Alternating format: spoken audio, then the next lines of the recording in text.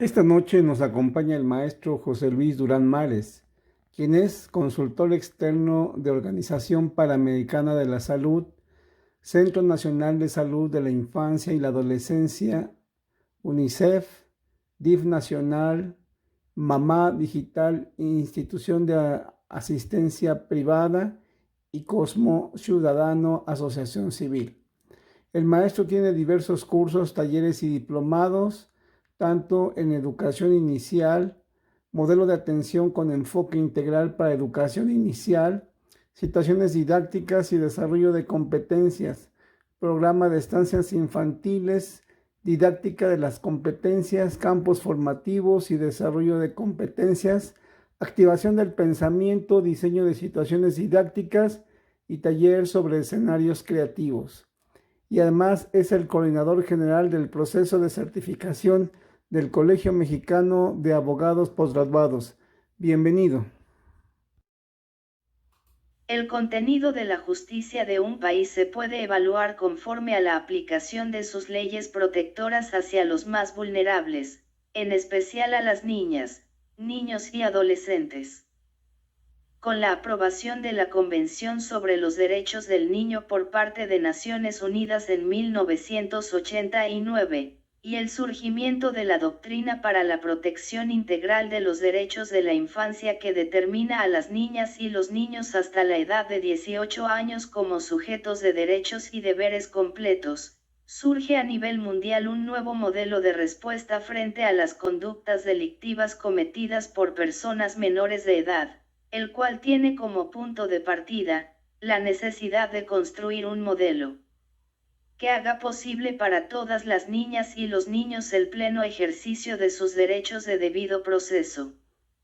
En México, la adopción de este modelo se dio con la reforma al artículo 18 constitucional del año 2005, por el que se crea un nuevo sistema de justicia para adolescentes y que actualmente enfrenta el gran reto de su debida implementación.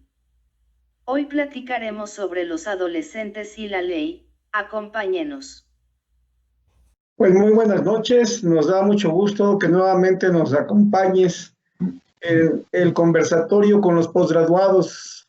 En esta noche nos acompaña el licenciado José Luis Durán y él es el coordinador general de nuestra certificación del Colegio Mexicano de Abogados Posgraduados, y en esta noche entraremos con el tema precisamente que es motivo de nuestra certificación: los adolescentes y la ley. Pues buenas noches, licenciado José Luis, ¿cómo está? Muy bien, maestro Teo, buenas noches. Muy buenas noches, pues directamente, si no tiene inconveniente, licenciado, entramos al tema. ¿Qué Sí, implica, qué implica, licenciado Durán, qué implica la etapa de la adolescencia en una persona? Eh, Creo que lo podemos resumir en un concepto que es bastante complejo, que se llama cambio. El adolescente o la adolescencia más bien, es un proceso bastante complejo para las personas, pero en él suceden básicamente cambios orgánicos, cambios psicológicos, cambios de relación, cambios de aspiraciones, cambios de proyectos, ese es como la médula de esta condición. Muy bien, maestro. Y bueno, ¿existe una edad biológica para considerar a una persona adolescente o no la hay? Eh, Sumemos a este concepto de cambio, sumemos que todos los organismos humanos pasan por esta etapa. La pasó usted, maestro Teo, la pasó la gente de nuestros oyentes, todos pasamos por esta etapa. Y en este cambio viene arrastrado biológicamente de un periodo que es la parte de la infancia, de los niños, en donde hay características muy estables, pero en esta etapa en especial tiene una condición orgánica que va a despuntar y va a despegar una serie de características muy sui generis. por eso la adolescencia tiene unas características propias, tiene un proceso propio, tiene un curso propio.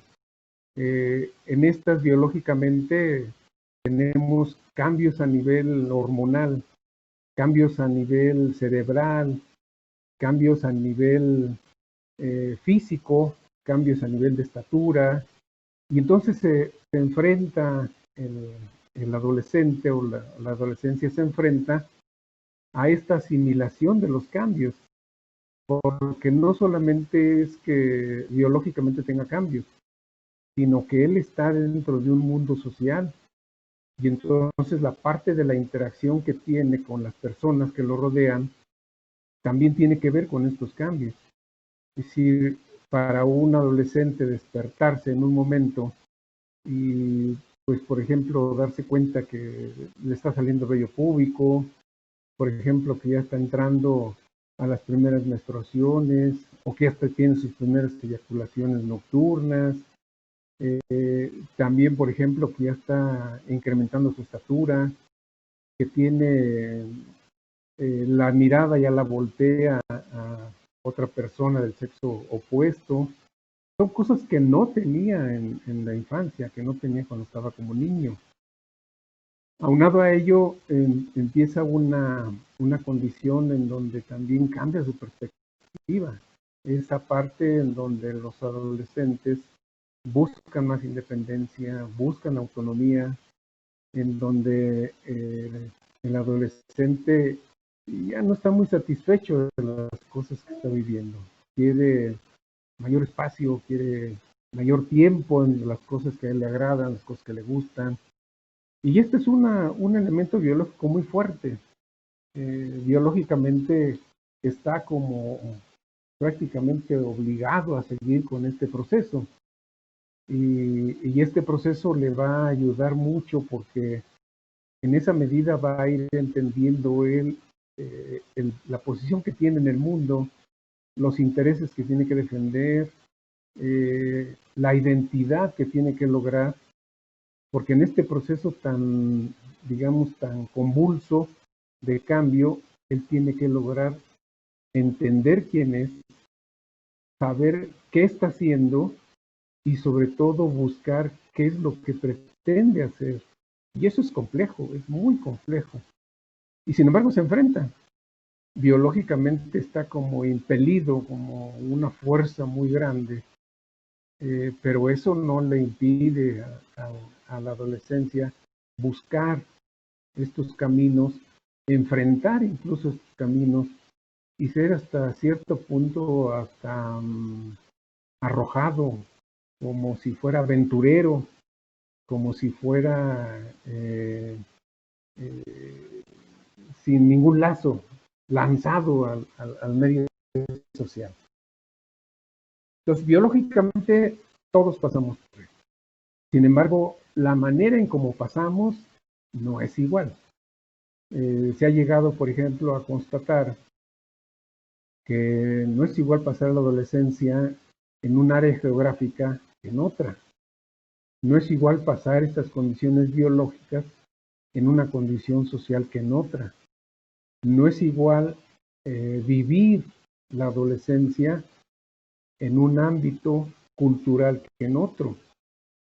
Y con esto me refiero a este panorama social en donde los adolescentes tienen que enfrentar, tienen que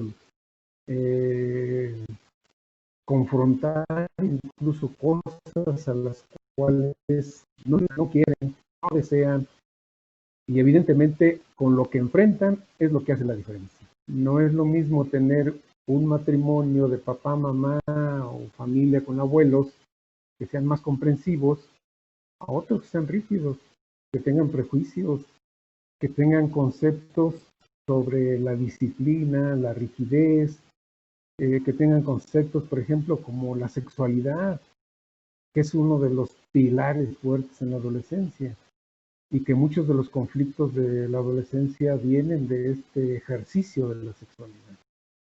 Entonces, si bien es cierto que la biología o la parte biológica es un elemento que se da para todos, el hecho de enfrentar la condición social no significa lo mismo para todos. Y eso hace una diferencia en los adolescentes. Muy bien, maestro José Luis Durán Mares.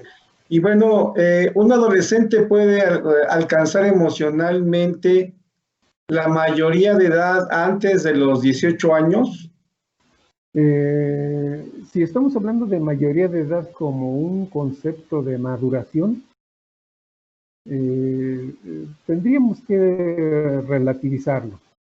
Lo que se ha encontrado es que hay digamos que hay un ritmo en la maduración. Ese ritmo de la maduración está muy centrado en la parte de maduración de los lóbulos temporales del cerebro. Las partes prácticamente del frente y abajo de nuestra frente son partes que tienen que ver mucho con la planeación, con el cálculo de riesgos, con esa manera de intercambiar y de poder conducirse de forma adaptable, generosa, digamos, en el términos de relaciones sociales. Hay mucho exabrupto, mucho impulso en las etapas anteriores. La investigación del cerebro ha logrado como detectar más o menos los periodos en los que se van dando este tipo de maduraciones. Y tenemos nosotros, por ejemplo, que la maduración de estos lóbulos, pues a veces llega a los 20 años y sobrepasan los 20 años para madurar. Y esto suponemos entonces que la maduración de los lóbulos significa una mejor respuesta de la adolescencia, una respuesta más calculada, lo que llamamos nosotros más razonable. En este proceso, a veces encontramos que muchos de los adolescentes decimos que maduran muy temprano porque enfrentan rápido muchas situaciones difíciles. Cuando decimos que enfrentan muchas situaciones difíciles, lo que estamos haciendo, lo que estamos diciendo en pocas palabras es que aprenden más rápido que otros. De hecho, la infancia se caracteriza por una condición de mucha protección, y en la adolescencia se continúa esa protección. Entonces, cuando se continúa esa protección, regularmente los adultos lo que hacemos es impedir que muchos de los adolescentes enfrenten situaciones que lo hagan madurar. La maduración tiene una razón biológica fundamental. Entre más esté usándose un órgano, más rápido llega a su madurez, es decir, alcanza su plenitud. Y en este caso, si en la adolescencia no se enfrentan a este tipo de cosas en donde tengan que planear, donde tengan que calcular, donde tengan que prevenir incluso o prever muchos de los riesgos a los que se enfrentan, los adolescentes no aprenden estas condiciones. El ser humano se caracteriza por un aprendizaje permanente, y ese aprendizaje le va a dar un background, le va a dar un tallo de experiencia muy grande, muy fuerte. Pero en las sociedades actuales, la adolescencia tiene mucho de protección. Y eso implica que si nosotros decimos que la edad tiene que ver con la maduración, tenemos más bien que revisar el tipo de experiencia que tiene el adolescente. Entre más experiencia tenga, evidentemente que tiene una mayor maduración. Si la persona tiene menos experiencias, está más protegido, si está menos expuesto a unas determinadas situaciones que le permitan planear, prever y salir de conflicto, pues entonces los órganos de maduración que le ayuden a salir adelante no logran madurarse lo más rápido posible. Esto tiene también otra disyuntiva, porque nosotros tendemos mucho en estas sociedades actuales a prolongar un poco la adolescencia. Es decir, para nosotros los hijos o los adolescentes son muchachos que tienen que esperarse, tienen que buscar un sitio más adelante. Por ahorita, espérense. Y siempre hacemos esto con el ánimo de que no reciban estos que les llaman golpes de experiencia, estos que les llamaban golpes de la vida. Entre más suave sea el paso, mucho mejor. Sin embargo, esta condición evidentemente que tiene una desventaja. La desventaja es que la maduración es más tardía. Entonces, si bien es cierto que la edad nos ayuda un poco a ubicarlos, en términos legales, por ejemplo, a los 18 años ya se considera una persona con decisión, con capacidad para analizar y decidir, como es la edad de la votación. Sin embargo, las investigaciones actuales hablan incluso más allá de los 20 años. Más allá de los 20 años para tener una persona con juicios sólidos, con decisiones planeadas, con un panorama ya analizado y previsto, sobre todo con esta capacidad que tiene para prever riesgos. Entonces la edad nos dice algo, pero no nos dice todo. Lo que nos debería de decir todo es el aprendizaje previo, las experiencias previas que tiene para saber si ya está en esta condición en donde pueda él enfrentar solo esta condición a veces adversa, ¿no? O a veces pródigas para que aprenda.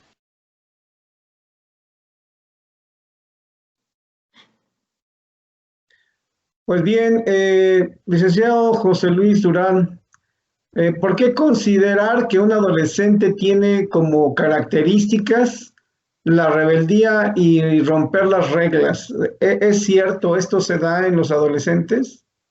Regularmente sí casi es una condición inherente. Hay una serie de factores que lo tipifican. Uno de ellos es que los adolescentes buscan identificarse a ellos mismos. Y al identificarse ellos mismos, no tan fácilmente aceptan que otros les digan lo que tienen que hacer. Entonces, la adolescencia con este tipo de cambios tan drásticos, donde tiene que ver mucho este manejo de la libertad, para ellos es fundamental que crean su propio mundo. Los adolescentes inventan sus propias reglas, hacen sus propios juegos. No obstante, entren a veces en patrones como comunes a todos, ¿no? Todos hemos tenido esta etapa de conflicto con autoridades, conflicto con los padres, conflicto con los maestros. Y esto no es otra cosa que una reafirmación de su propia identidad. Se habla mucho, o se hablaba mucho en un tiempo, de que era necesario que en la adolescencia se enfrentara a la autoridad, porque la autoridad es como una manera de encontrar a su propia condición. Entre más legítimo, entre más dura sea esta pelea, más característica es la identidad del adolescente. Para nosotros lo vemos como si fuera una etapa, digamos, sumamente conflictiva, porque crea una serie de problemas en el ámbito adulto. Pero si nos atenemos a lo que hemos vivido cada uno de nosotros, la verdad es que todos hemos pasado, bien o mal, pasamos ese periodo. Pero la manera en cómo lo expresamos a veces no son iguales. Hay personas que son más impulsivas y evidentemente esas más impulsivas son más de arranque, son más de hacer prevalecer su opinión, o las que tienen mejor argumentos para convencer, para discutir, para incluso para polemizar hasta que no descansan y vencen al otro, ¿no?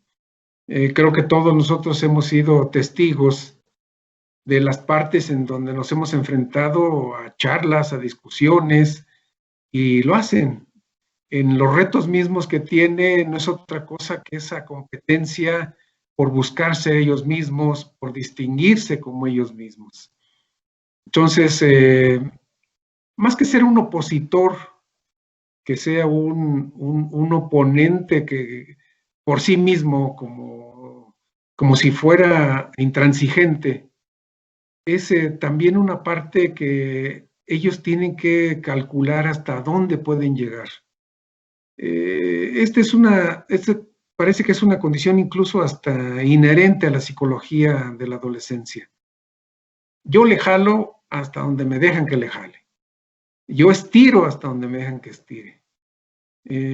Y a veces no tengo la precaución de que tanto estiro que llego incluso pues, a romper la liga, ¿no? Entonces, sí es típico esa parte, aunque no sea lo más importante. Por ejemplo, ¿para qué se están oponiendo? ¿Para qué están tratando de violentar unas reglas que no les gustan? Muchos de nosotros tuvimos esta parte en donde nos opusimos. Y sin embargo, después de varios años, en donde se dice que ya son maduros, tendemos a aceptar muchas de estas reglas en las que no estábamos de acuerdo. Entonces, estas no tienen el carácter de romper, pero sí tienen el carácter de transformar. Es decir, hay una condición inherente a la juventud que debe hacer unas cosas diferentes porque el mundo tal y como está no se adecua a ellos. Entonces, tienen que cambiar el mundo. Es como un destino. El destino de los jóvenes es cuestionar las normas, cuestionar las reglas para hacer cosas mejores. Pero ahí es donde está la parte en donde ellos tienen que proyectar y tienen que anhelar vivir con unas condiciones que sean mucho mejores para todos. Digo, ya es un pensamiento muy maduro que me estoy metiendo en esta parte en donde el adolescente es de armas a tomar y de respuesta. Y sí lo hace. Hay otros adolescentes que son más tranquilos y la llevan más pausado y son, como dicen, mosquita muerta, ¿no? Y sin embargo transforman, cambian. Entonces, si nosotros preguntamos a los adolescentes si están de acuerdo con una regla, evidentemente dicen la regla que todos sabemos. La primera regla aquí es que no hay reglas, ¿no? Entonces hay regla y no hay reglas. Pero esto es básico para seguir avanzando. Ellos tienen que seguir construyendo su propia condición, a pesar de los pesares y a pesar de quien se imponga, aunque después acepten, pero en ese momento tienen que hacerlo. Es una condición de impulso para transformar las cosas de su realidad. Maestro, ¿en qué etapa o momento de la vida podemos aseverar que una persona ya tiene juicio propio o quiere decir el juicio propio que ya no eres adolescente o qué tiene que ver el juicio propio? ¿Cómo ve, maestro? Pues en esta pregunta nos enfrentamos nosotros a un prejuicio. El prejuicio es el siguiente. Las personas, antes de lo que socialmente se considera maduras, no pueden emitir juicios propios. Si están niños, si están preadolescentes, si están adolescentes, también están adolescentes. Estos chamacos no saben. Este niño no se da cuenta. Y lo que sí podemos asegurar en este momento es que todos tienen juicios propios. Todos los niños y todos los seres humanos en sus periodos de desarrollo tienen juicios propios. Que no los hagamos valer, o que no los escuchemos, o que no se adecúen a la lógica que tienen los adultos, esa es otra cosa. Si nosotros les preguntamos a los niños pequeños, digamos a los niños de preescolar, si ellos les preguntamos qué piensan acerca de, ellos van a emitir sus juicios. Y van a emitir sus juicios y son de ellos. Que nosotros no los respetemos o que nosotros hagamos caso omiso de sus juicios es otra cosa. En las condiciones actuales se fomenta mucho esta idea del razonamiento crítico o del pensamiento crítico. Y esta idea del pensamiento crítico tiene que ver con la admisión de que todos tienen su juicio propio, pero que nuestro trabajo como adultos es enseñarles otros juicios, enseñarles una perspectiva diferente de hacer juicios. Porque si nosotros nos vamos a la idea de que ellos no son capaces de tener juicios, entonces no son capaces de opinar, no son capaces de analizar y no son capaces incluso de juzgar. Y lo que tienen de sobra los adolescentes es juzgar. Las reuniones que tienen ellos, las francachelas que ponen, o los amoríos que se hacen en donde quiera que sea, es una pléyade de juicios contra todos los demás, contra ellos y contra todos. Incluso lo podemos ver, hay muchos diálogos que se dan y son juicios, juicios, juicios, juicios. Los niños más chiquitos también hacen juicios, juicios, juicios, es decir, cómo son las cosas y qué pienso yo de las cosas. Pero el prejuicio que tenemos es ese prejuicio de que no son capaces de elaborar sus juicios propios. Pero los adolescentes lo hacen. Sin embargo, los adolescentes también han sido muy hábiles para esto. Los adolescentes saben en qué momento decir las cosas que estamos esperando nosotros, no las que ellos piensan. En una ocasión me dieron la tarea de elaborar un manual sobre la violencia en los adolescentes. Entonces lo que hice fue a ver un grupo de adolescentes para saber hasta dónde los adolescentes sí pueden ser francos en lo que dicen, no en lo que queremos que digan. Entonces, los adolescentes saben y los adolescentes analizan las personas para saber si la persona está esperando lo que normalmente se pide de una persona en su relación social o en realidad es su juicio propio. La tarea fue muy sencilla. Los puse en equipos de cinco adolescentes y les di una cartulina y en esa cartulina tenían que anotar las peores palabras que ellos supieran. Las peores palabras que supieran. No importaba que fueran lo que fueran, groserías, leperadas, palabras orgullosas, argot, lo que sea. Entonces, decíamos, vamos a ver si ellos tienen la confianza de hacer, pero que salga su juicio, que salga su forma de pensar. Les dimos la posibilidad de que lo hicieran sin juzgarlos. Y esa fue la premisa. Ustedes pueden escribir lo que quieran, no los vamos a juzgar. No les vamos a decir nada, no los vamos a criticar, ni mucho menos los vamos a analizar. Queremos que tengan la confianza de decir lo que ustedes quieran en palabras. Y resultó. Los jóvenes dijeron palabras grandotas, palabrotas, palabritas, palabreras, palabrejas, todas las palabras que regularmente se dicen entre ellos y que no nos dicen a nosotros.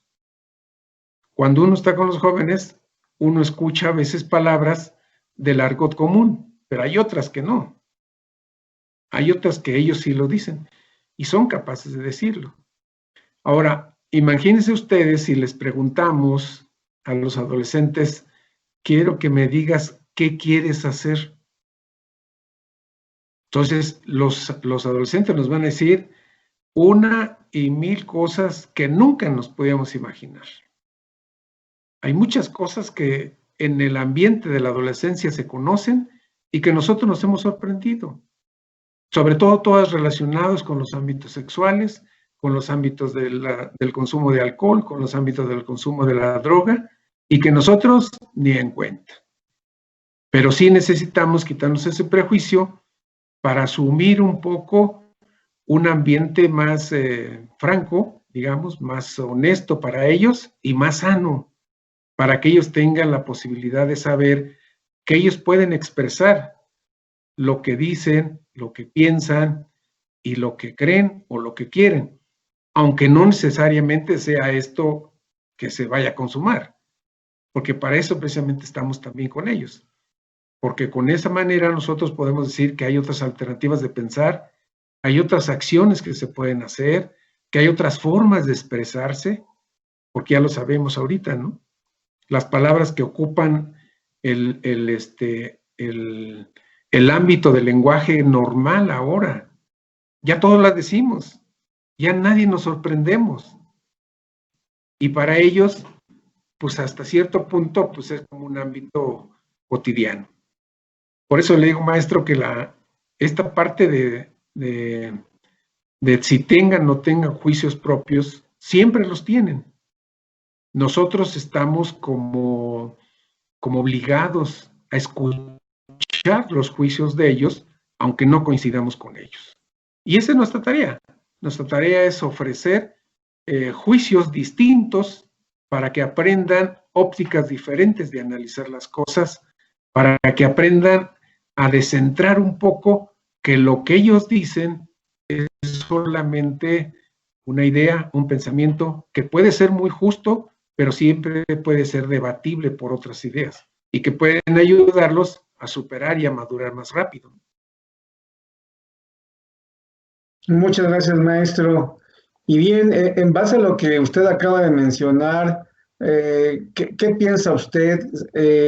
¿Realmente ser adolescente en esta sociedad podría ser un factor de discriminación social conforme a lo que a esto que estamos viendo, escuchando? De hecho, los grupos, digamos, los grupos de infantes y adolescentes tienen cierto grado de discriminación. El grado de discriminación es que no se les deja o no se les permite opinar, no se les permite acceder, no se les permite buscar, a veces porque nosotros mismos lo propiciamos y nosotros tenemos ese prejuicio de que las personas que son menos de 18 años deben de esperar a esta edad para poder entrar al juego de los adultos. Nosotros tenemos una grande responsabilidad porque moralmente tenemos que buscar que tengan los mejores caminos, que tengan las mejores condiciones, los mejores ámbitos, para asegurar que su desarrollo sea pleno. Sin embargo, a veces nos gana un poco esta idea del no puedes, espérate, no es tu tiempo, a este lugar no accedes. Entonces, estamos un poco hasta contradictorios. Negamos, por ejemplo, la posibilidad de que menores de 18 años accedan a determinados lugares. Sin embargo, sí tenemos nosotros, o nos hacemos que no tenemos controles sobre el acceso a los programas por Internet. Si algo caracteriza a los grupos humanos actuales es el uso de estas tecnologías. Y en el uso de las tecnologías se encuentran en ellos, evidentemente, contenidos que nosotros consideramos prohibidos. Y sobre todo porque esta parte de la prohibición tiene que ver mucho con esta salud mental que debe de tener en este periodo de desarrollo. En realidad, el concepto de discriminación debería de ser más bien un concepto de cuidado, más que un concepto de alejamiento. Es decir, nosotros tenemos que tener cuidado cuando decimos que tenemos que tener discriminación para los adolescentes. Tenemos que tener cuidado con ellos.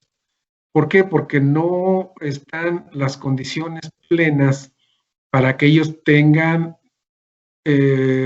un aparato que permita hacer juicios más sólidos. Hay investigaciones que se han realizado con los adolescentes y se menciona mucho que los adolescentes son capaces de tener un aparato cognitivo fuerte que les permita hacer un pensamiento analítico, un pensamiento crítico, Sin embargo, hay una irrupción muy fuerte de estas condiciones impulsivas, de estas condiciones de deseo que lo llevan a transgredir el pensamiento cognitivo, no alcanza a regular. Entonces, a esto es a lo que nosotros intuitivamente decimos que discriminamos porque no les permitimos. Por eso menciono que lo que debemos de aprender es, más que discriminar, tenemos que cuidar esas partes.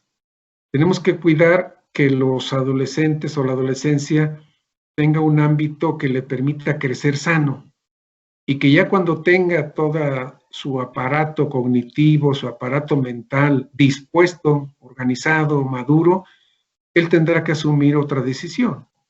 Pero mientras tanto, nosotros tenemos la obligación un poco de ofrecer esta parte que decíamos en la pregunta pasada, la pregunta de ofrecerle alternativas, de buscar que el adolescente piense en otra opción, en otro camino, en otro escenario, en otra dimensión que le ayude a encontrar y comparar para tomar decisiones más certeras. Muchas gracias, maestro. Y bien, hablando de violencia, la violencia en los adolescentes tiene mayor importancia cuando hay un clima social de violencia como el que vivimos actualmente. Sí, eso es una cosa evidente. Eso es una cosa evidente, pero sí tenemos que ubicar muy bien, porque en los ambientes de violencia que tenemos nosotros en esta época,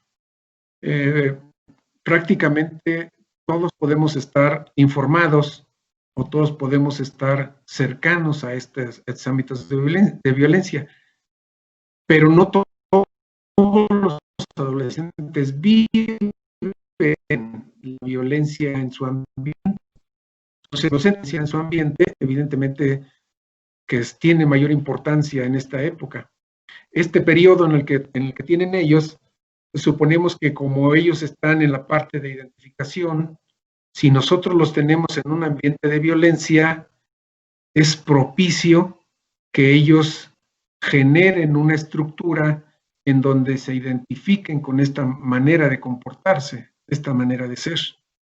Diferente a que si nosotros tenemos un ambiente en donde haya más respeto, mayor convivencia, mayor diálogo, para nosotros o para los adolescentes será más sencillo adquirir esta noción o este ejemplo o esta imagen con la cual pueda él identificarse y seguir su camino. Entonces, la violencia sí es difícil. Tiene otro carácter también la violencia aquí, porque la violencia le da mucho juego a la fantasía y a la imaginación del adolescente. Ningún adolescente deja de pensar en las aventuras. Ningún adolescente deja de pensar en lo que se puede conseguir en un escenario de facilidad y de motivación que le permitan ser el héroe, el que sale adelante, el que tiene muchas experiencias, pero que siempre sale ileso. Y esas son muchas de las cosas que se viven a veces a través de toda esta gama que tenemos en los medios de comunicación y en los dispositivos. Tenemos una gama enorme de modelos y que eso le permite al adolescente un poco imbuirse en esta situación, ¿no? Y esto puede traer ciertas desventajas para el desarrollo del adolescente, porque no es un desarrollo que podamos decir que incrementa las posibilidades de ser un potencial en su habilidad, en su afectividad, en su emoción, sino que ya lo deriva a una condición que puede traerle consecuencias difíciles de sobrellevar. Por eso la violencia sí conviene evitarla, porque de todos los adolescentes que están en el clima de violencia como el que vive México, no todos los adolescentes se vuelven dentro de este ámbito unos individuos de violencia que transgredan, sino que muchos salen, ¿no? Es como dicen, la violencia no está asociada a la pobreza. Hay violencia también en otros estratos económicos. Sin embargo, la mayoría de adolescentes afortunadamente transita por este periodo sin tanto descalabro en su personalidad. La violencia para ellos siempre es un ingrediente que puede, digamos, astillar, que puede lastimar el desarrollo mental que esperamos sea el más adecuado. Y el más adecuado es aquel que tiene la posibilidad de ser más productivo, que puede ser más explotador de sus potencialidades, que no se quede solamente en un ámbito que le puede deteriorar. Y evidentemente que para las sociedades, una persona que surge de un ámbito violento y sin embargo se encausa a una condición en donde es fructífero, donde es productivo, pues evidentemente que es mucho más valorado, ¿no? Esto mucho tiene que ver con la famosa resiliencia, porque todos vivimos en ámbitos de violencia, pero no lo sufrimos igual, como lo mencionaba hace rato, ¿no? Estas dos líneas son muy importantes porque, por un lado, tenemos todos estos factores que le lesionan, que le pegan a la adolescencia, pero también tenemos otros que pueden ser valiosos para apoyarlo. El ámbito de la violencia, el ambiente de violencia, el clima de violencia, siempre trae un problema que en este periodo se llama ya un ambiente tóxico para el desarrollo. Un ambiente en donde generamos mayor cantidad de toxinas que se producen en el cerebro y dejamos de producir aquellas sustancias que son más placenteras y que nos permiten desarrollar más capacidades. Podemos decir de forma más simple, las condiciones de ambientes de violencia generan más obstáculos para el desarrollo y los ambientes de bienestar, los ambientes de comunicación, los ambientes de cariño, de protección, generan más impulsos, más resortes para que pueda alcanzar mayores potencialidades. Muy bien, maestro José Luis Durán. Y bueno, ya entrando propiamente a lo que sería la cuestión jurídica, maestro, ¿por qué un adolescente, cuál es la explicación de por qué un adolescente no puede ser juzgado como un adulto? Afortunadamente en este aspecto se han dado varias cosas que favorecen mucho a esta idea del adolescente como sui generis. La primera de las razones es que efectivamente el adolescente es diferente al adulto. Y la diferencia es que el adolescente está en la construcción de su personalidad. Si nosotros truncamos la construcción de su personalidad, no se llega a desarrollar plenamente. Y esta es una premisa en todos los movimientos que ha habido internacionales acerca de la protección al desarrollo de los niños y los adolescentes. Las leyes acerca de la ley sobre los niños y los adolescentes, incluso la Convención de Derechos Humanos, no son otra cosa que una serie de instrumentos, una serie de medidas que tienden mucho a proteger para que el niño y el adolescente alcance su mejor desarrollo. Entonces, cuando nosotros juzgamos a los adolescentes iguales que los adultos, primero le estamos dando el mismo trato a dos personas que no lo tienen. Segundo, estamos violentando o estamos deteniendo una posibilidad de desarrollo en su personalidad que nosotros no tenemos por qué impedirla, al contrario, tenemos que favorecerla. Entonces, creo que en esto tiene mucho acierto esta idea de tratarlos de manera diferente, porque el adolescente, por motivos a veces no son iguales a los motivos que puede tener un adulto. No descarto que también en esto encontremos otros casos difíciles de asimilar, pero sin embargo la mayoría de los adolescentes, mucho tiene que ver esto con estas capacidades en las que busca encontrar su identidad, en las que busca resolver sus conflictos, en las que busca cómo aventurarse para tener más experiencia.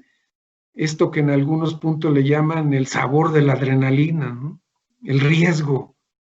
Es decir, el adolescente es como un trampolín a una alberca de adrenalina. Se lanza la adrenalina porque esta es una cosa impelida, incluso lo mencionaba hace rato, por esas condiciones biológicas. No hay ese control que se tiene con las capas del cerebro que controlan los impulsos. Está más el impulso de probar, de gustar, de experimentar, que de prever. Y entonces muchas de las, digamos, de las condiciones en las que se envuelve en la adolescencia para estar dentro de los cánones de faltas a la ley, a veces están relacionados más bien con estas características de impulso, de no medir, de buscar la adrenalina, del gusto por el riesgo. Y en esto sí tenemos que tener mucho cuidado porque dentro de la abogacía, con ustedes le llamaban los atenuantes, si no me equivoco. Hay atenuantes para un acto de estos. Entonces, muchos de los actos están patrocinados por el impulso, no están patrocinados por la razón, no están patrocinados por el juicio completo, ¿no? Entonces, tenemos que andar un poco en esto para saber si esto en verdad merece un trato como cualquiera que comete un delito, o debemos de revisarlo con cuidado para no vulnerar este desarrollo de su personalidad, completar la construcción de su personalidad, porque sí sería lamentable que la ley, en lugar de propiciar un mejor bienestar para las personas que van desarrollándose, se vuelva en una picota y termine con todas las aspiraciones y termine con todas las potencialidades que puede tener un ser humano en formación. Muy bien, maestro, muchas gracias. Y bueno, entonces esto también nos lleva a la pregunta obligada. ¿Cuáles serían las razones para que un adolescente requiera un trato especial ante un sistema judicial, sobre todo en el sistema penal? Creo que la razón es, la primera razón de todo esto es que el adolescente es una persona que necesita ser escuchada. Esta es una de las cosas. La otra, creo que los adolescentes son personas que deben de ser hasta cierto punto cuidadas para no generar el ambiente que tenemos nosotros cuando están catalogadas como aquellos que violentaron la ley. Y sí, por eso incluso se habla de que los adolescentes no pueden ser calificados como un delincuente. Es una persona que falta a la ley, pero somos hasta cierto punto un poco más benévolos. Entonces, es un elemento fundamental en esto. Y la otra es que todos los que estamos metidos, todos los que estamos integrando de una u otra forma estos sistemas judiciales, tenemos que tener esta parte en donde nos liberemos de estos prejuicios. Una persona que comete un delito no puede ser rasurada de la misma manera que una persona catalogada como un delincuente, con toda la semántica que tiene ese concepto. Creo que debemos de ser un poco más precavidos con los adolescentes y encontrar muchas de las razones. El mismo trato que les den, ¿no? El mismo trato que les den. La adolescencia no puede ser, o un adolescente no puede ser tratado y no puede ser intimidado de la misma manera. porque todos hemos visto, por ejemplo, cómo cuando hay un disturbio o cuando hay una pelea entre adolescentes, si acaso llegan los oficiales, la manera del trato que tienen con ellos es una manera bastante violenta, no amerita ese tipo de cosas y deben de ser más bien reconsiderados a tener o a ajustar mejor su comportamiento. Es un poco lo que decíamos en el concepto del prejuicio. Nosotros no debemos de buscar que una persona que tenga o que transgreda la ley, por ese solo hecho, ya lo vamos nosotros a condenar a recibir un concepto que va a cargar durante mucho tiempo con él, y lo va a cargar y lo va a estigmatizar de una forma difícil, porque les puedo decir que los conceptos modelan no solamente lo que vemos y pensamos de la realidad, sino también los conceptos nos ayudan a actuar en la realidad. Y si un muchacho se lleva el concepto de delincuente, entonces los que lo ven no lo tratan igual. Y el muchacho va a entender que su concepto de delincuente está relacionado con un arquetipo de comportamiento. Entonces, es un poco delicado tener ese tipo de cosas. Por eso tenemos que tener ciertas consideraciones con los adolescentes. Quitarnos ese prejuicio, porque sí es lamentable que nosotros no nos hayamos detenido a pensar que los conceptos que usamos para referirnos a ellos son conceptos que terminan volviéndose como boomerang y pegando directamente a la personalidad de ellos, ¿no? Me encontré en un momento una frase, quiero leérselas, porque miren, les voy a leer una frase para que nos demos cuenta del uso de los conceptos. Esta es una frase que dice: nuestros jóvenes parecen gozar de lujo, son maleducados y desprecian la autoridad. No tienen respeto a los adultos y pierden el tiempo yendo y viniendo de un lado para otro. Están prestos a contradecir a sus padres, tiranizar a sus maestros y comer desaforadamente. Este es un concepto del adolescente, un concepto del joven. Pero lo que tenemos aquí es una imagen de lo que es una persona. Y si la persona se guía por los conceptos sin analizarlos críticamente, esto es lo que va a hacer. Es una persona que goza de lujo, maleducado, es una persona que no respeta, es una persona ociosa, porque eso nos lleva. Y entonces nosotros llegamos en un tiempo y decimos, es que el adolescente se dedica nada más a estarse rascando la barriga, no hace nada. Son los ninis. Y el concepto tiende a modelar mucho no solamente lo que pensamos y lo que piensa, sino la forma de actuar. Pero lo más sorprendente es quién lo dijo. Y aquí sí, paremos oreja, porque el que dijo este tipo de conceptos no es nada menos y nada más que Sócrates.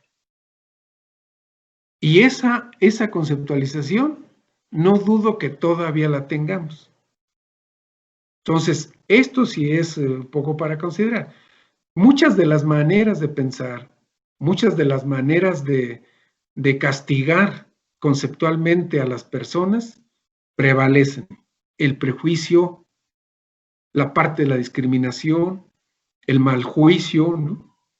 Entonces, si no hacemos un alto para revisar cómo pensamos, nos vamos a seguir con la tónica del arquetipo que aprendimos, no aquel que es más conveniente para que los adolescentes alcancen un pleno desarrollo.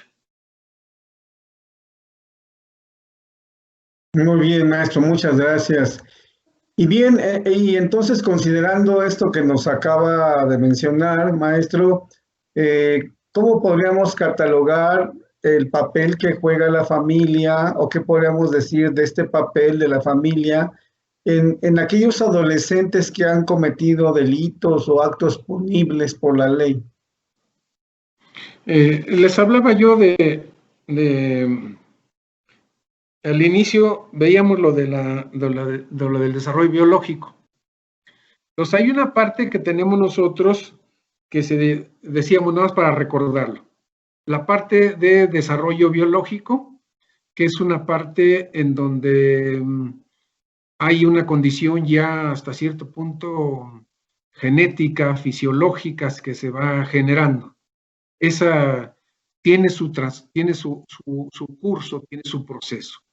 Pero hay otra parte en la que impacta más, que es la manera en cómo lo vive cada grupo de adolescentes, que es su relación con la sociedad. Estos elementos de la relación con la sociedad tiene fundamentalmente dos condiciones que se han establecido, se han prevalecido, y para nosotros nos conviene mucho porque aprendemos un poco a entender el comportamiento del adolescente. Los adolescentes, en su relación con la sociedad, con los grupos sociales, ellos tienen un conjunto de factores de riesgo y un conjunto de factores de protección. Los factores de riesgo son cosas como las adicciones, cosas como los trastornos mentales, cosas como los comportamientos, los ámbitos de violencia que mencionamos hace rato, las familias desestructuradas, la violencia intradoméstica. Es decir, son factores, les llamamos de riesgo, porque si hay esas condiciones, es más probable que los adolescentes incurran o dejen de desarrollar sus potencialidades. Lo que mencionábamos, obstruyen, son como cercenan los aprendizajes valiosos y el desarrollo de su potencial. Pero hay otros factores que se llaman factores de protección. Los factores de protección son cosas como una buena comunicación, como una autoestima alta, como proyecto de vida, como la permanencia en la escuela. Esos factores de protección le permiten a los adolescentes seguir desarrollando sus capacidades, generar lo que les mencionaba hace rato, de estas sustancias en el cerebro que les permiten disfrutar, les permiten un grado de bienestar. Entonces, estas sustancias no se generan solas, se generan por estos ámbitos, por estos ambientes. Dentro de los factores de protección está la familia. Y aquí hay una serie de tenores. Si la familia tiene discusiones, si la familia tiene adicciones, si la familia tiene conflictos y violencia, la familia no se convierte en un factor de protección, se convierte en un factor de riesgo. Entonces, hay condiciones incluso que se han visto que deben de vislumbrarse como un elemento fundamental para saber si la familia tiene capacidades o no tiene capacidades, no solamente de generar un buen desarrollo, sino incluso cuando los adolescentes cometen y son castigados, cuando estos adolescentes, si tienen la capacidad de la familia de propiciar una readaptación. Entonces, estas familias tienen mucho que ver, por ejemplo, si son familias uniparentales, si son familias extensas, si son familias aisladas, porque depende mucho de la manera en cómo se lleven. Una familia, por ejemplo, de las clásicas de madres solteras, pero tiene buena comunicación, tienen un ambiente agradable, el adulto propicia que el adolescente busque buenas respuestas, busque buenos juicios, encuentre alternativas para desarrollarse. Es decir, esa es una familia que lo va a proteger. No importa que nada más sea la mamá o el papá, lo va a proteger. Pero si es una familia que tiene los dos padres pero siempre están en conflicto, están en discusión o están en violencia, difícilmente van a lograr que propicien una condición adecuada para el desarrollo de los hijos. No obstante, en muchas condiciones adversas, los niños salen. Los niños generan respuestas positivas y vemos nosotros cosas de verdad que son ejemplo, ¿no? A mí me gusta mucho el ejemplo de Beethoven, del músico Beethoven, porque él tuvo una infancia y una adolescencia difícil. El papá era un papá alcohólico que buscaba mucho que su hijo compitiera con Mozart en ese momento y lo forzaba a ser un genio. Pero pues él le daba mucho a la botella, ¿no? Sin embargo, tenía una madre sumisa, una madre negada, digamos, pero muy cariñosa con él. Era muy cariñosa con Beethoven. Y estas cosas del papá, de hacer lo que se levantara cuando él llegaba con los amigos, de hacer lo que le tocara cuando quería, de mandarlo incluso a estudiar y regresar y entonces ponerlo a seguir practicando, e incluso se dice que hasta lo golpeaba y cosas por el estilo, ¿no? Pero, sin embargo, cuando él empieza a desarrollar estos talentos, cuando se da cuenta de y lo maneja con estas destrezas, pues genera lo que sabemos, genera lo que vemos, genera una genialidad de la música con un estilo muy diferente, que ya no se parecía a Mozart, ¿no? Era un estilo propio. Pero a mí me interesa mucho esta parte porque la parte del ser humano a veces cuando encuentra estos motivos y encuentra el camino, encuentra entonces una plenitud de sus facultades. Y estos son los caminos y encontramos nosotros muchos adolescentes iguales. Ejemplos en donde están en adversidad económica y sin embargo ellos van a las bibliotecas, piden prestado libros, están pendientes de otras cosas y se genera una habilidad y un repertorio enorme. Contrario a muchos otros adolescentes que tienen todas las facilidades del mundo, tienen todo el dinero del mundo y pueden ir a donde quieran y no generan nada. Entonces, esto depende también mucho de esta parte le dicen de la templanza, ¿no? De la actitud con la que enfrenta. Pero eso también se adquiere, esto también se forma, se fortalece cuando hay una parte que le llamamos los factores de protección.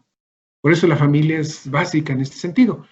Y me refiero a la familia, no la familia tradicional, me refiero a la familia como un concepto en donde se alimenta un ambiente, se alimenta de comprensión, de comunicación, de impulso a los esfuerzos, de respeto a su identidad, de escucha de sus necesidades, de trabajo en conjunto.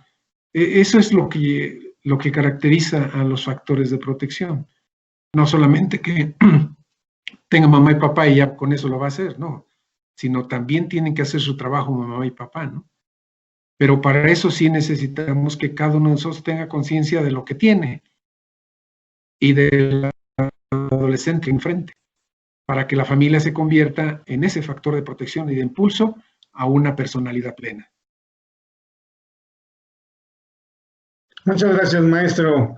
Y bueno, considerando que la familia entonces será un medio de protección en la autoestima de un adolescente, un adolescente que ha cometido algún delito, ¿realmente podrá readaptarse socialmente aunque viva con adultos que delinquen? Pues sí puede. Pero esto tendrá que ver mucho con la fortaleza que tengan sus habilidades, la fortaleza del carácter y lo que se haya podido contribuir, ¿no? ¿Qué tanto podemos contribuir a ello? Nosotros aquí, me regreso otra vuelta a lo de los conceptos. Necesitamos darle un nuevo significado a los conceptos, porque no es posible que si una persona es detenida por alguna condición que haya delinquido, ya reciba el mote de antecedente penal y cargue con ese significado. Es decir, para el grupo social puede ser elemento de distinción, pero sin embargo es un elemento negativo que le cierra, no le permite, lo califica, y para él empieza a modelar también su comportamiento en función de lo que se percibe que es él. Entonces, ustedes consideren que una persona que delinque y que sale del lugar, o que sale incluso solamente de que salga después de un periodo corto, salga de una delegación de policía, ya es catalogado de otra manera. Cuando nosotros lo que debemos de hacer es precisamente reintegrarlo y darle la seguridad de que pues fue un accidente más y que la vida tiene muchas cosas por delante para él. Sin embargo, para nosotros a veces el hecho de que ingrese una vez o que estén una vez en esa situación, parece ser que en muchas de los grupos sociales o de las familias o de los amigos ya empiezan a vislumbrarse que hay posibilidad de reincidir, que hay posibilidad de volver otra vuelta al mismo lugar o al mismo delito, cuando deberíamos ser al revés.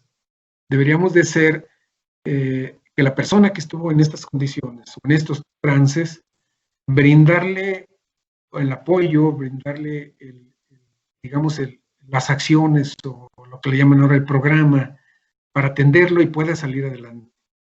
Que ningún adolescente se quede con el membrete, con el rótulo de haber salido de un delito, sino al contrario, que cada adolescente que comete un delito se quede con la experiencia más positiva de haber estado en esa circunstancia y pueda salir adelante con la ayuda de todos.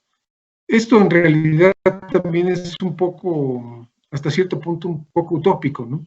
Pero a eso es lo que tenemos que aspirar para que los adolescentes siempre tengan camino que andar, nunca dejen de encontrar la posibilidad de seguir sus proyectos de vida, pero tenemos que trabajar con ellos. Si la experiencia nos ha dicho que si nosotros dejamos a los adolescentes en circunstancias de reclusión o en circunstancias de internamiento, se tienden a convertir como los adultos.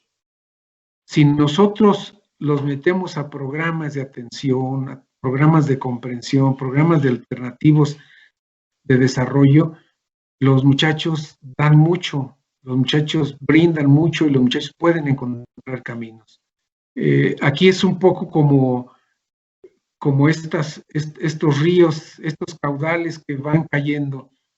Si nosotros no entendemos a los adolescentes, si nosotros tenemos prejuicios contra ellos, si nosotros los discriminamos, si nosotros no le damos este grado de tener gustos, juicios propios, concepciones incluso del mundo propias, si nosotros no aprendemos, en lugar de castigar o en lugar de reprobar o de descalificar, si no aprendemos mejor a ayudar, a proteger, a ofrecer alternativas, a escuchar y platicar y discutir con ellos en el sentido de encontrar nuevas alternativas, nosotros mismos los condenamos, porque nosotros no hacemos esta labor que nos corresponde, modificar las condiciones en las que se hizo posible el delito para mejorar las condiciones y que no vuelva a hacerse. Entonces, ahí sí tenemos como una labor de conjunto de todos los que estén alrededor de los adolescentes. Por eso sí, aquí es importante esta idea del nuevo sistema penal, de este nuevo programa integral que tienen de trabajo, porque los adolescentes no son vistos como un elemento que transgredió una ley y debe de ser castigado, sino al contrario, es como un elemento que tiene derechos, un elemento que tiene formas de pensar y un elemento del que todos los que están en este ámbito penal son responsables de que se generen los mejores caminos. Cosa muy curiosa, no es de que se castigue, sino que se generen mejores caminos para que pueda restituir su proceso de desarrollo de su personalidad. Y esto nos cambia la perspectiva a todos. Y entonces tenemos que revisar el concepto que tenemos de ellos, el concepto que manifiesta el comportamiento, la manera en cómo nosotros nos dirigimos, nos interactuamos con ellos. Esos cambios deben de empezar, o no sé si ya empezaron, pero por las condiciones en las que estamos, parece que nos ha costado un poco más de trabajo. Pero sí tenemos que entenderlo primero para poderlo actuar después. Hasta donde alcanzo a entender, no podemos actuar si no tenemos una guía, una brújula. Y esa guía y esa brújula nos la da nuestro esquema mental, nuestros conceptos, nuestra forma de entender y de significar lo que estamos haciendo y la relación que tenemos con los demás. Y en este caso con los adolescentes. ¿Cómo nos relacionamos con ellos? ¿Cómo los entendemos? ¿Y cómo los concebimos? Porque ese es uno de los cambios básicos. Cómo entender y cómo concebir a un adolescente dentro de un cambio que permite el potencial y no dentro de un cambio que le cercene o que le dificulte desarrollarse ampliamente en sus capacidades. Pues muchas gracias, maestro José Luis Durán Mares. Y bueno, para terminar este conversatorio, yo quisiera preguntarle, a su juicio, a su modo de ver, ¿cuál es el papel del abogado? ¿Qué retos se enfrenta el que se atienda a un adolescente legalmente, jurídicamente, y todos los que intervienen, abogados defensores, jueces, en este nuevo sistema penal? ¿Qué es lo que usted nos puede decir, maestro? Miren, yo se los comparto desde el punto de vista de mi profesión como psicólogo educativo. Creo que lo más importante del papel del abogado aquí, o de las personalidades jurídicas que intervienen, es el de cómplice, es el de escucha, es el de hacer la causa del adolescente como la mejor causa que pueden tener. Es el entenderlo como este sujeto de derechos, que creo que puede haber posibilidad de platicarlo, pero que el abogado hace suya esa causa.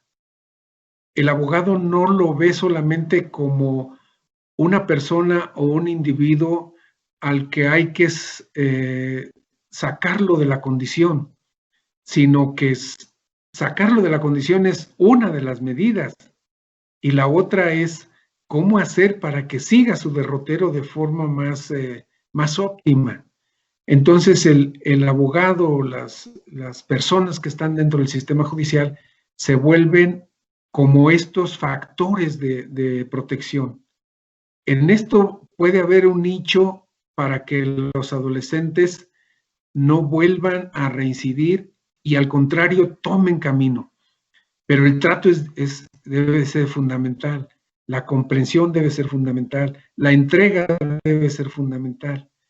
Los adolescentes, yo creo que como muchos son muy intuitivos, se dan cuenta cuando los tratamos nada más de solventar, cuando los tratamos de engañar. Ellos se percatan. Lo que les mencionaba hace rato, ellos se dan cuenta cuando nosotros esperamos la respuesta formal, no la respuesta real. Entonces, el abogado se vuelve aquí un factor fundamental para que al adolescente se respete su derecho, al adolescente se le permite que sea escuchado, al adolescente se le dé el rango de que tiene juicios, que puede estar equivocado como todos, pero que tiene derecho a emitirlos. Y sobre todo que al adolescente tenga esta posibilidad de que los motivos y las razones que tiene para haber incurrido en una cosa o en una falta de la ley, puede significar nada más una reorientación hacia el desarrollo de su personalidad. Pero eso lo tiene que entender el abogado. El abogado no puede tratar al adolescente como un caso más de un trámite penal. No es un caso más de trámite penal. Es el caso de una persona que se le puede truncar su desarrollo sano. Es el caso de una persona que se le pueden truncar sus proyecciones, sus sueños, sus planes de vida, y que el abogado puede contribuir a reencauzar todo este proceso. Creo que el factor es fundamental del abogado, pero habrá que trabajar con el abogado en este cambio de concepción para que no caigamos lo que estábamos platicando, de discriminación, de falsos conceptos o de arquetipos de personalidad a la cual nos vamos a enfrentar. El abogado es el baluarte de los derechos del adolescente, pero también es el factor que puede ser protector para reencauzar el desarrollo de su personalidad. La esperanza de una vida, maestro, la esperanza de retomar un destino. Y bueno, agradezco mucho, maestro José Luis Durán Mares, esta conversación y esta último que usted nos platicó, pues yo lo invito y invito aquí a todas las personas que nos están siguiendo hoy a un segundo conversatorio, pues para platicar sobre el quehacer del abogado en el Sistema Integral de Justicia para Adolescente. Pues yo le agradezco mucho y también a las personas que nos han acompañado esta noche y los esperamos en nuestros próximos conversatorios. Buenas noches. Buenas noches, maestro Teo. Gracias.